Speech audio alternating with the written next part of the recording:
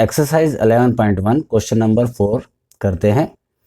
A machine in a soft drink factory fill 840 bottles in 6 hours. ठीक है, how many bottles will it fill in 5 hours.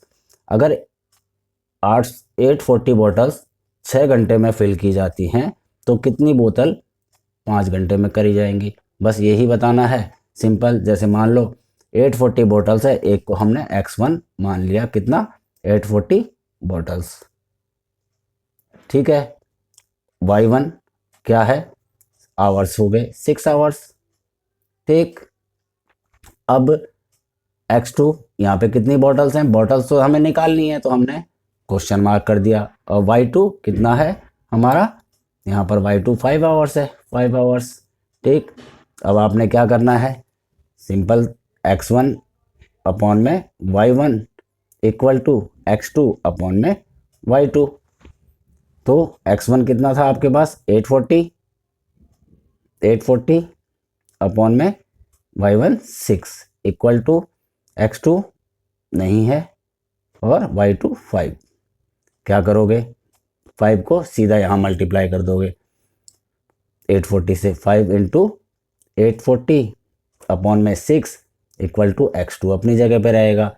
अब इसे काट दो, 6 1 जा 6, 2 कैरी हुआ 4 और 0, इनको मल्टीप्लाई कर लो। 5 को 140 के साथ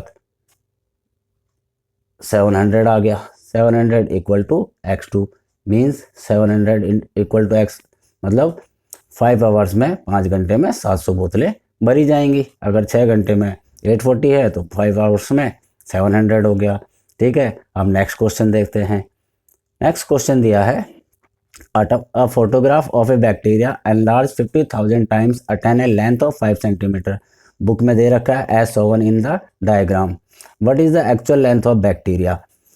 एक जो बैक्टीरिया होता है उसे 50,000 टाइम्स, मतलब इतना मल्टीपल, इतना टाइम बड़ा अगर उसको दिखाया जाता है बुक में।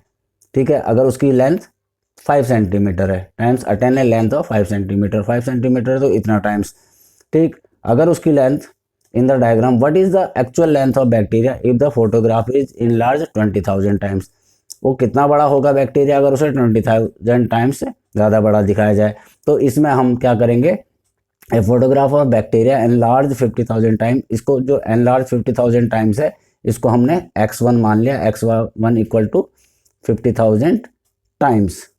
ठीक, टाइम्स लिख दिया आपने तो इसे थोड़ा सा इजी हो जाएगा। तो y1 इक्वल टू आपने 5 सेंटीमीटर कर लिया, ऐसे सेंटीमीटर कर लिया।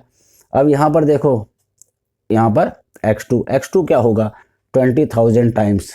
20,000 टाइम्स अगर कोई चीज़ दिखती है, कोई बैक्टीरिया दिखता है तो वो उसकी लेंथ कितनी होगी 20 सेंटीमीटर, मतलब जैसे दे रखा है ये, तो x2 कितना हो जाएगा, ये हमें निकालना है y2।